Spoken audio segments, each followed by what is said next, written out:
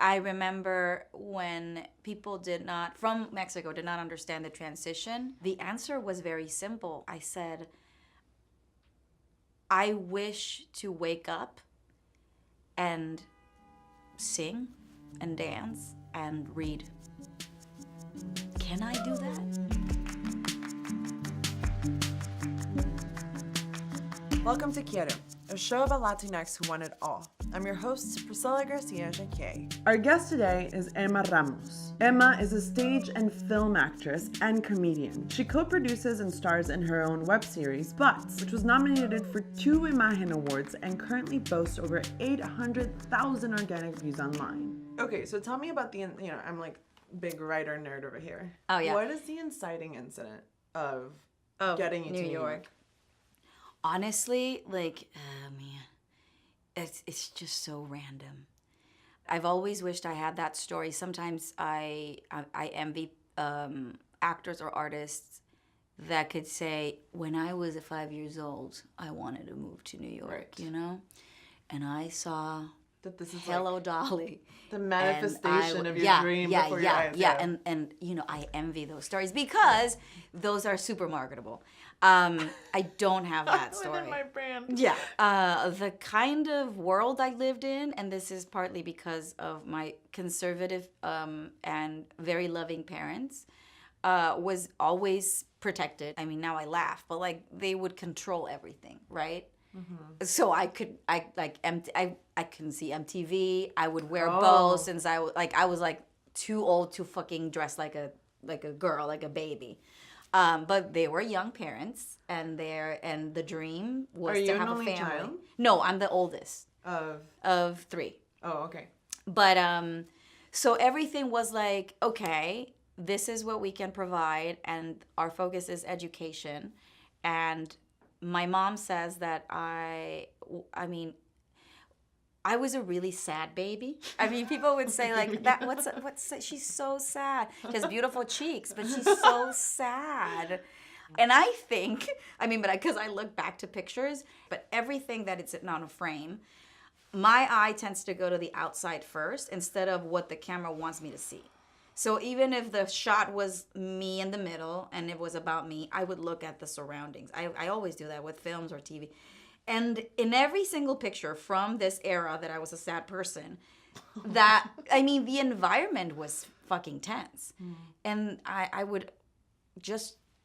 had that thing of like sensing the environment and just not having filters and just saying through my eyes or through my whatever temper, like, you should talk, but I didn't have the words to say that. Or like, someone is not liking each other, so sad.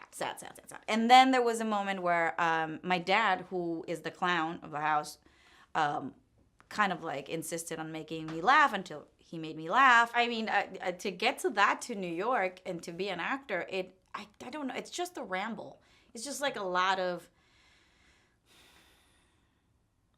When the first play I did, I think I was in school, and that was, protected, controlled, right, under a system. Yes. It was No Nanette in Spanish, a musical. I can sing at the end for your credits. Yes. I can sing, I can dance, T for 2 in Spanish. Oh my God. So that was the first kind of like connection to theater, and I loved it. Right. And I was like, I do have that small anecdote that can be marketable, which when I was very young, I was like, oh my God, I felt the theater, and I was like, I want to die here. I know I want to die. But was there, here. if you say that your father was a sort of clown, was there a sort of performance? His comedy is it's a very dry behavior, kind of like it's always based on the subtext, or he would say things that were happening with, like the subtext of what was happening, and that would be funny. Oh, right. Giving the surrounding. Yeah. What comedy does is it takes you out of your fucking narrow way to see life. And it just brings like this breath of starting over, Right. And that's what I was like, I learned that from my dad. Can I ask you about ownership? Because that's the big thing in deciding, like, as we grow older, as we take any new steps, there's always the moment where you face yourself and you say, it's about like worth and ownership. Like, I am worth doing this. Yeah. I'm allowed to do this Yeah. just because I want to and I say so. And I think that maybe everyone always, that's a daily thing. Yeah. But like, you decided that you were going to be an actor. Yeah. Yeah. It's so strange. In my case, I think I had to go through what I went through to tell myself, now I deserve to do whatever I want, you know? I remember when people from Mexico did not understand the transition, and wanted me to have this press release, beautiful statement of why I was doing what I was doing. The answer was very simple. I said,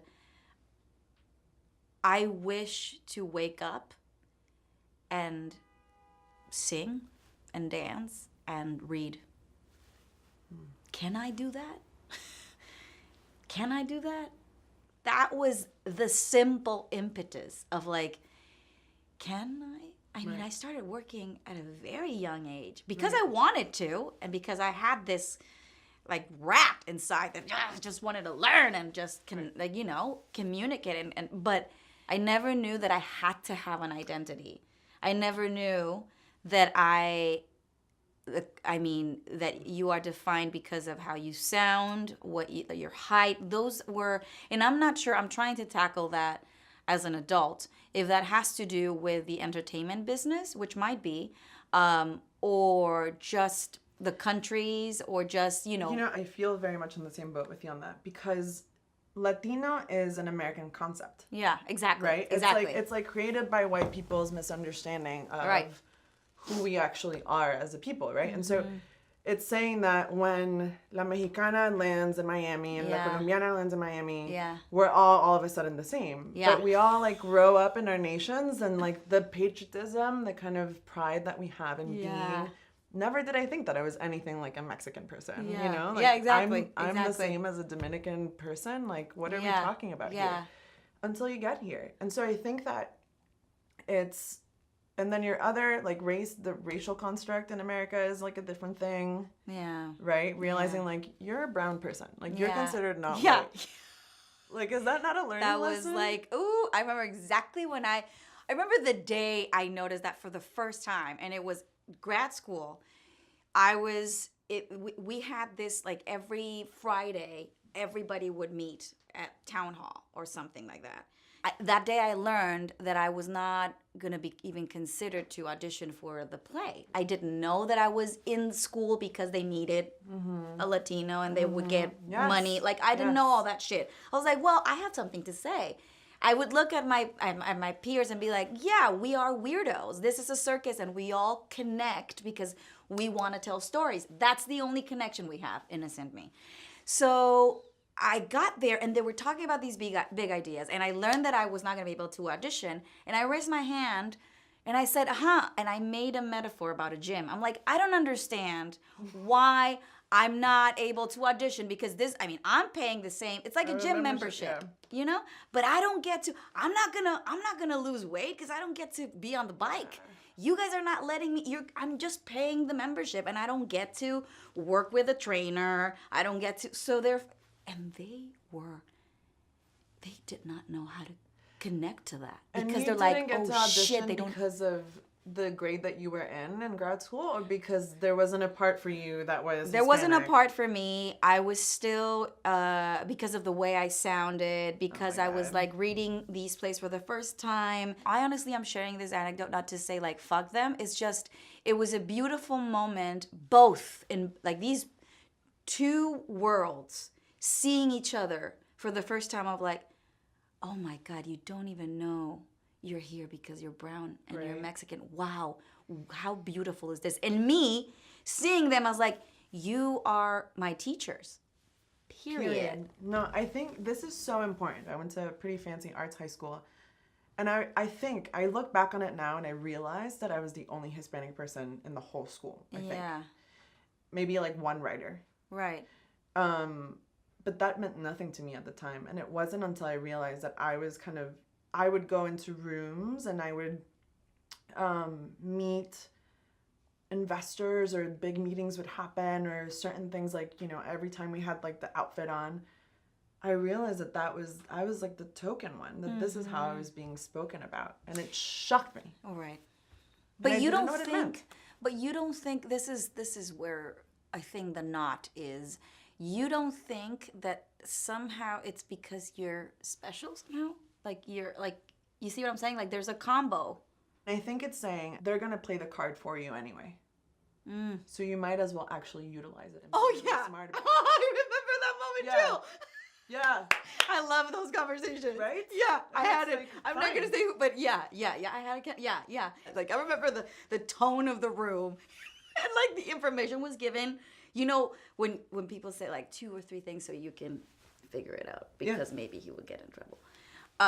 So he would be like, Emma, you know, you could apply to all of these things. Oh, yeah.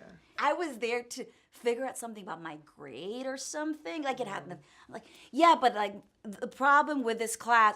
And he's like, Emma, you are a, I'm like, student? Aha.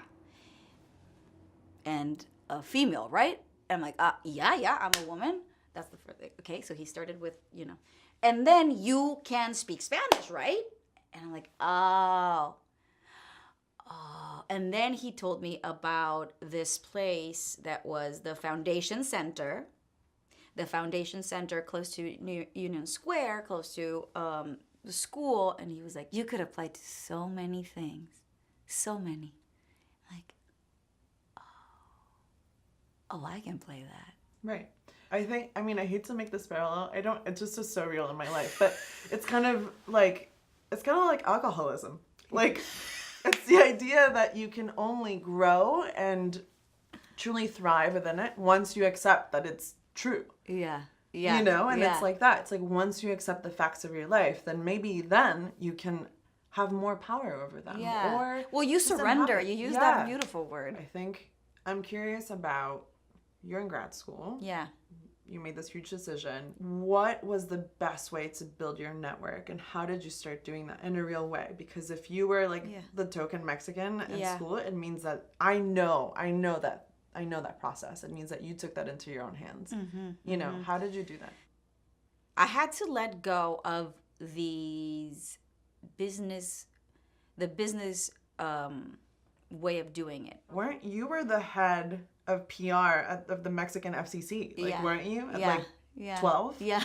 The first semester in grad school, I still had 3 phones because I was still working for the government. So it was because I was like this, you know, I was like, I'm here on probation. So I don't know if I'm gonna, this is insane that I'm leaving my very comfortable life that everybody wants. Right. And at this young age, I've been this is crazy, right? This is crazy. So I would be, I'm a prodigy. Like, what am I doing? Are you kidding me? Like, my parents were like, in Spanish is like, mientras me caso. You know, like she's gonna, no, they would say like, se va para que se entretenga. They thought that I was coming to New York for like 6 months to get it out of your system. Just to like a spa, like a retreat, just get it out of your system, get it at a retreat. And honestly, it's very scary. Yeah, I mean, did that ever cross your mind of like I could go back? I guess definitely. Like that's why I didn't say goodbye to anything. I mean, I worked so hard that I was able to negotiate, kind of like. Okay, I'm going to do this, but if you guys need me for so-and-so, and if I had to sign whatever contracts, they would send them to me. So it was insane because my colleagues, I remember I have a friend, Ben Tice, who's a very amazing actor, who would say, are you in the mafia? Oh my God. Because, you know, from these, like, you know, everybody, like, you know, being an actor, and be like, we're like playing with balls today. And I'll be like, hold on, I need to sign this paper. Hold on. And the teachers would be like, you need to let go. And another teacher, Robert Walden, also told me, like, you need to make a decision. Because this career needs a lot of that, but for your career. And if you have 2 worlds right now, you're never going to be as good as you can be. Yeah, but you have to learn how to do that. Oh, I mean, yeah. that's not just you wake up tomorrow and you're like, you're so right. Like, I'm just gonna... No, and it's hard. And it's hard because people are telling you, yeah, you need to do that. And you're like, okay, are you gonna make sure that my life goes the way it should be? And they're like, no, girl, this is the circus. You don't know. You're like, so you're telling me to let go of this life to maybe suck and never have I can't believe that it's such a gamble. I mean, that's why I'm so It is a curious about gamble. the actual steps. Then. Yeah, I'll tell you what was easy to translate from the business world to the artistic world to build a network. The stamina, the discipline, and working extra. And what I started doing once that conversation with my teacher that was, you need that focus here, then doing that cut of, okay, you guys are going to stay there and I'm going to focus now on this. I'm going to give this a chance. Mm-hmm. Once I made that decision, it was a matter of simple steps. Like I remember the first time I said to myself, okay, so the first time I need to do is to, instead of going back every summer, I need to stay and I need to work and put into practice what I'm learning inside this school. Because right now, if I have any sort of talent, it's seen by these 6 people who have this world, this world that they can connect me to or they can introduce me to.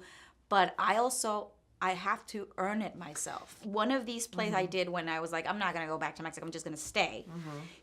I saw this poster outside my classroom that said, ontological theater. Richard Foreman, da-da-da-da. And I was like, Richard Foreman, I love that guy. So I send them an email. I was like, I'm in grad school, but I want to audition. So I go to New York Theater Workshop. I'm not sure why I think they had a residency there. I audition for that show and I meet an actor whose name is Juan Villa, who is a Chicago actor. I think it's the first Latin actor that I meet in New York. Because in school there wasn't a male Latino actor. There was That blows my mind. Yeah. It blows my mind. Yeah. It really does. I Yeah. mean, just again and again and again. Yeah. In my year, at least. Now they have, but in my year there wasn't. So I was like, Juan Villa, he didn't speak Spanish, but he knew my references and we connected. And he was the one that said, I'm going to connect you to so many people. You need to meet so-and-so and so-and-so. And I was like, okay. Cut A, second year of grad school. Jose Rivera is coming to school to produce references. And Raul Castillo is in the show. He's someone that is not lying when he says, I want to support your work.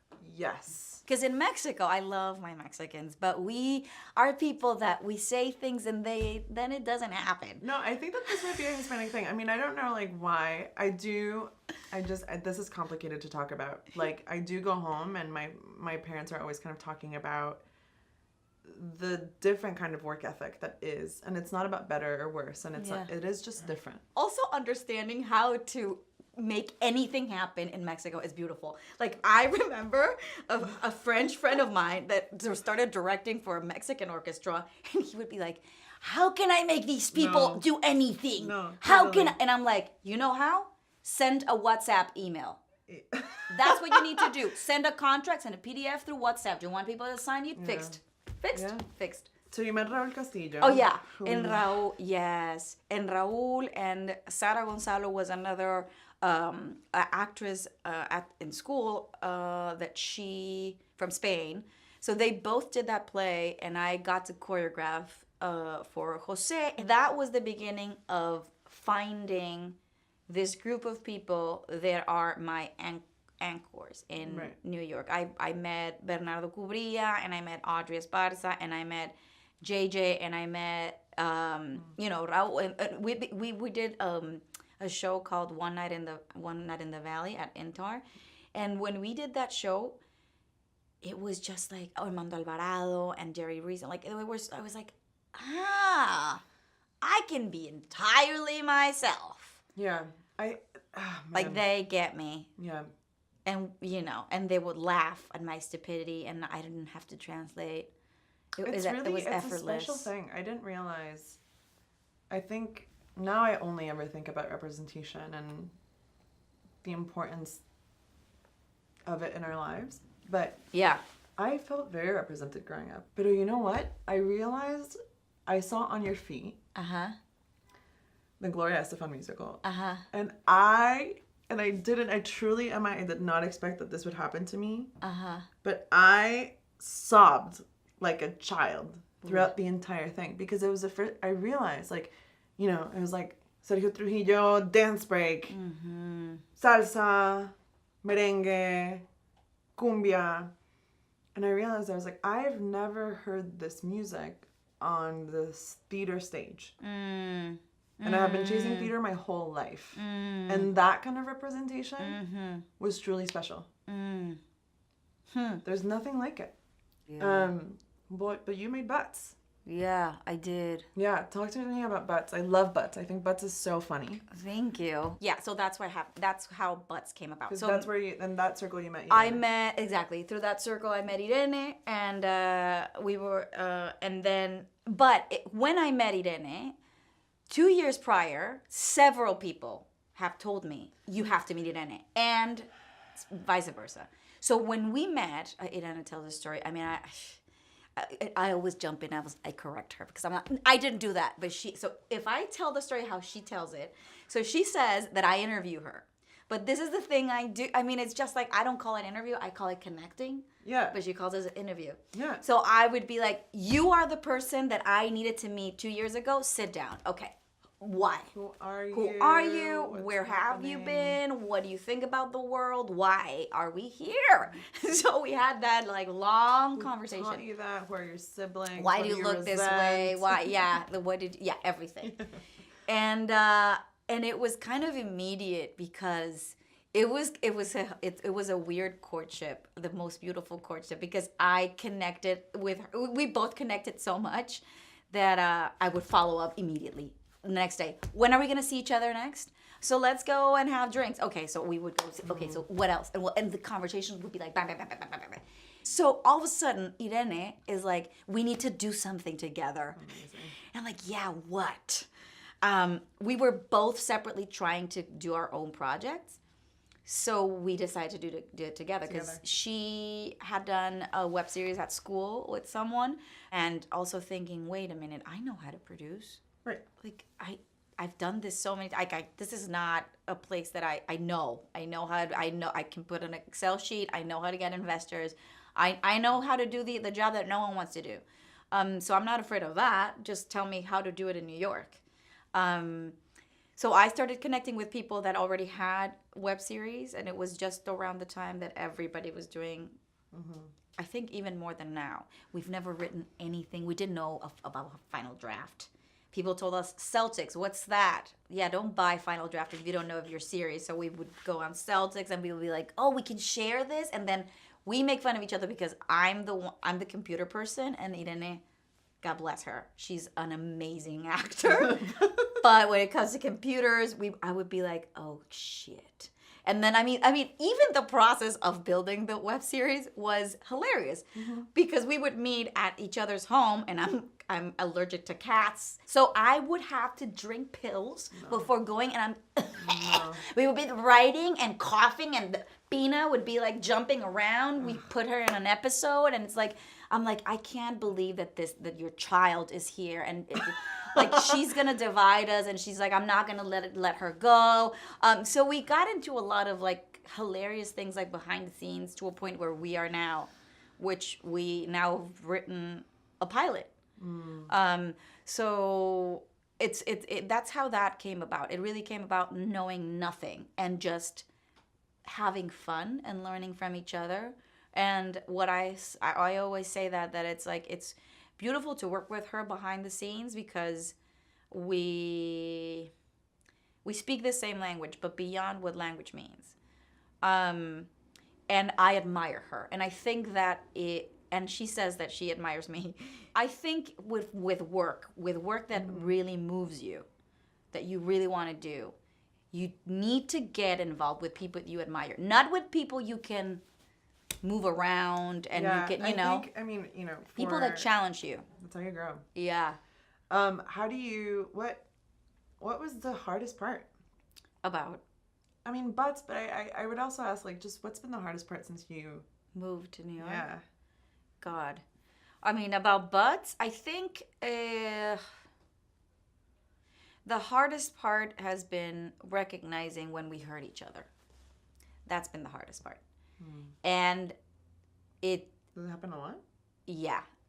We have hurt each other, and the best part of that being the hardest part is that is the best way to start anything. If this profession has taught me anything, is to stay in the uncomfort areas, stay with pain. I was taught to not look at the ugly. That was my upbringing. And this profession has taught me to stay and to look at things and to just fucking breathe and stay and just wait until something comes out of that. But not, so we both had to do that as team members, as work wives, as people. We had to stay, and because we stayed, we found this new strength in our work, and we push each other, not only when we work together, but also when we go out to do other projects. So that has been the hardest part about butts. Hurting each other.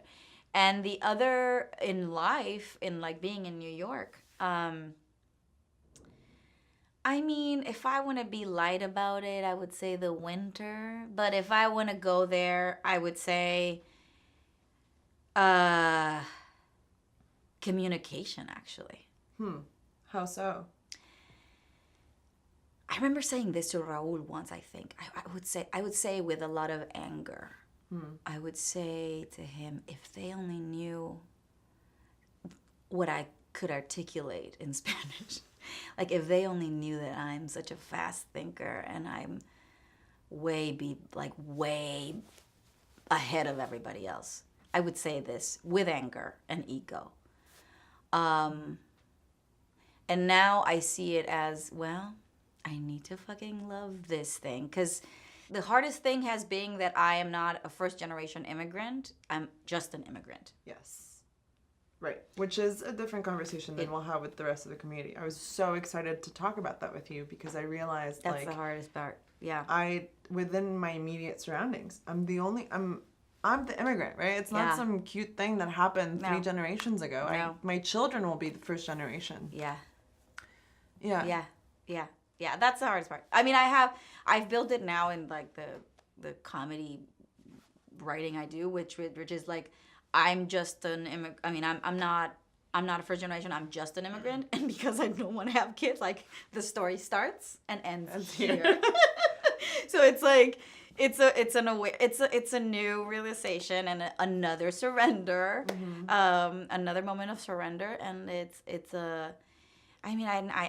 like finding strength in that. What is the next? What are you looking forward to in life? Like, what, yes, but also in the few coming months, like, what's happening?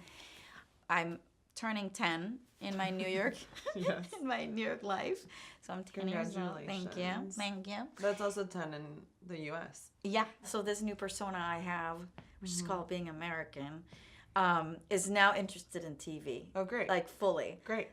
So that's why that's what I'm looking at right now. And in life, I think that just being okay is enough.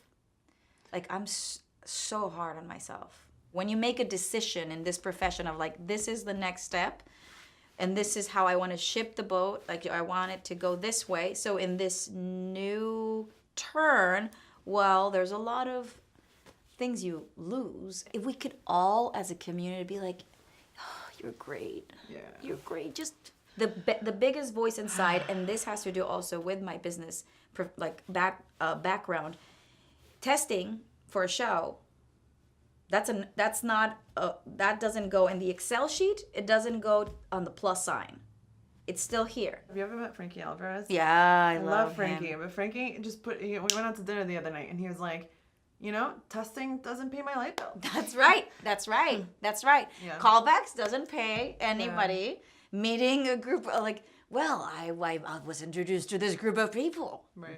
Great. Right. Fantastic. Right. Then. Yeah. So that's the voice that I need to just have that voice that says, but but it's okay. You know, just it's okay. It's okay. And that will keep you going longer, faster. Right? It's when we say, because that's what's sustainable, because quick fire is not sustainable after a while in life. Yeah. Right? Yeah. No, don't leave. I know. No. I know. Are we all done? I know. Ah. But I love that you're here. No, but can I say something? Okay. Yes. This is this show, I think, is a way to serve that void. You know? It's a way to tell each other, I see you, which is the hardest part about being an immigrant, or about anyone going through rejection, anyone thinking they're alone. So the power of keeping each other saying, I see you, is we should look into that. You know, it's really, really beautiful. It saves lives to make that call and say, I see you. So keep doing this. Thank you. Yeah. I'm so happy you were here. Yeah, me too.